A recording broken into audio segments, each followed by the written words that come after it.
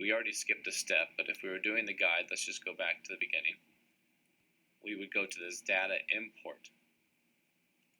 So we'll go to data import. We're going to import her anatomy, so her lower model. It's going to come up with a file selection screen. I have this on a removable disk.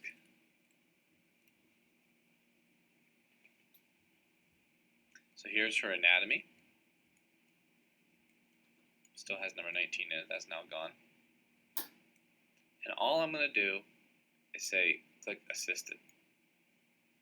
I'm going to let the software find relevant points that match the 3D rendering to the 3D file.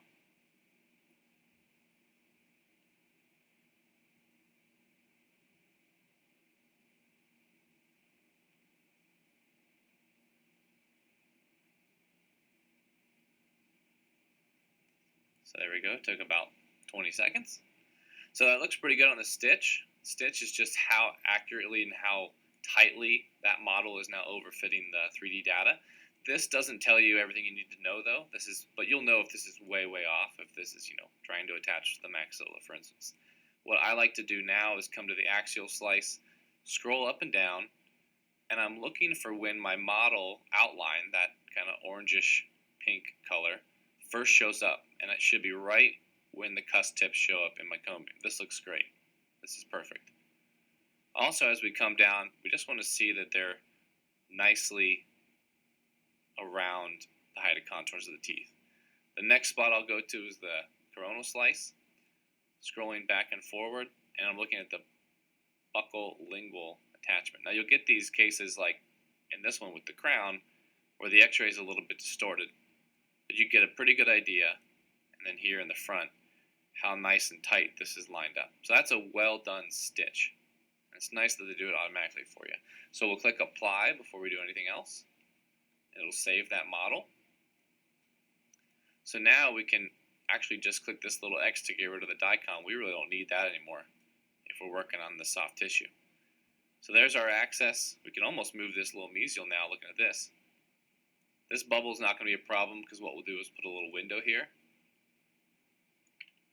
Let's go to our next step. Let's actually go back to our implant planning step here. See if we want to move this a little bit now that we know. And here's the thing, that filling or crown or whatever this is on number 28 was distorting the look. It looked like here to here was mesiodistal, but now we know, thanks to our stitch, that I am a little bit distal to the middle. So I'll drag this a little bit, just kind of re-angulate it right in the middle, and look at it in the soft tissue model, and look it down the central faucet. That still looks very restorable with screw retained. Okay, and then just double check this slice to make sure we're still happy with that. I think this will be a fine placement, but we do need to have 1.5 millimeters of bone on the buccal. So ideally we'd have bone right to here. So the only place we can go that's going to have that appropriate bone would be something like this. That's too deep. So keeping with our restoratively driven plan, that's where it needs to go. If we leave it like this, what's going to happen is the bone is going to remodel into down about here, where it is 1.5. So we'll lose some bone here. So seeing this right now, we know, hey, we're going to place this. We'll probably see a little bit of the buccal thread. It'll appear mostly in buccal plate, but this thin bit here will resorb unless we graft. So we'll perforate the plate here, put a little graft, maybe some of the autogenous bone that came out of our flutes, and we'll place a little membrane over the top, maybe tack it down with the healing abutment. But just knowing beforehand, hey, we're going to have to do a little bit of grafting on the side, that's an important thing. Very typical in these kind of sites where you're missing the tooth for so long, you can even see the ridge kind of dips in. Okay, so we like where the implant is. We've got our model stitched. We're going to come down here to guide design. It's a warning me because I forgot to put the sleeve in, so we're going to go back here in a sec. Let's go back to the previous step. So in our implant, we need to add a sleeve. So over here on the right side, there's sleeves. Obviously, we're going to use Bio Horizons. We chose the 4.6 by 9. So we're going to use the 4/6 by 9 sleeve. These sleeves are the largest, so the 3/8 sleeve also is for the 3/0 or the 3/8. The 4/6 sleeves are for the 4/2 and the 4/6. So we're going to use very simply just the 4/6 by 9 sleeve, and you can see that's what this is here. And it shows us the schematics here. Okay, so now we can see where our sleeve's going to be in our surgical guide. Okay, down to guide design. First thing it's going to ask is essentially to make an undercut model. This is asking the path of draw of our guide. I typically want to see, I want to kind of bisect the contacts, just like our implant. And I'll still be able to get a little bit of facial, a little bit of lingual for a good bite. So right about here. And what I'll hit is just set insert direction from view. So now it's blocking out the undercuts. So it actually is going to block out our little void in our model here. But all those undercuts will be blocked out. So when I hit generate undercut model, you'll see the undercuts are now, it's all that one path to draw. Let's go to the next step. We're going to now draw the outline of our guide. I don't typically like to go to the far distal of the last tooth, so I'll start just by clicking. And we're going to come just over kind of the back half. And then just the height of contour is all you need on the teeth. This will help keep our flap down. It's probably a little bit extra. So you can grab these little nodes.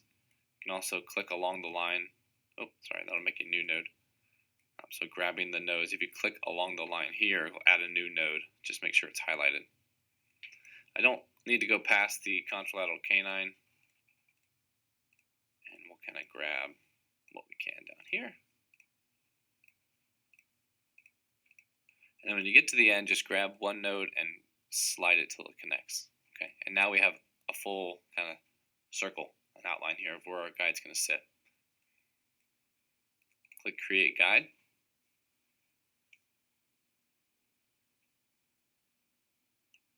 Okay, essentially is making a suck down night guard, so everything's going to be nice and tight, and then it'll cut out this little hole here. Okay, at this step we're going to add some windows.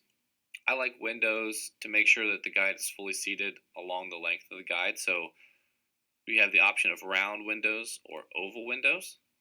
And you can change the angle here, if you need to go up and down with your oval or whatnot. So let's do a round window kind of on the midline here. And what I'm going to do, this is basically going to take a bite out of the guide. So I want to make sure that I'm not making it too thin. I don't want the bite here, where I have this really, really thin part of the guide. So I'm going to angulate this correctly and kind of take a chunk right here. And there's my little window. I might make this window a little bit bigger, so I might do another one right here.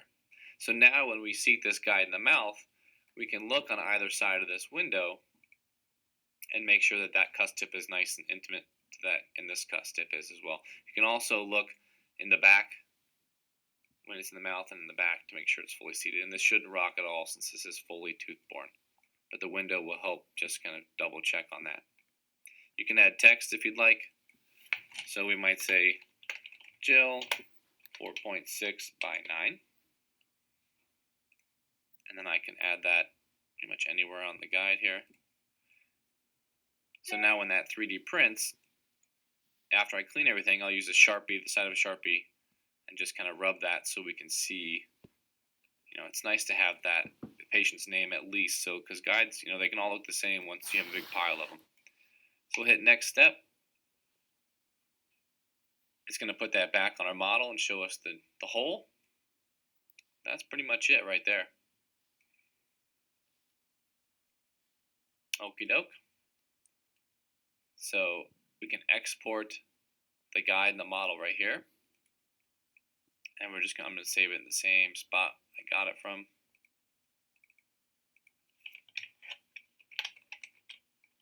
I'll just put what tooth it is. Oops, 29.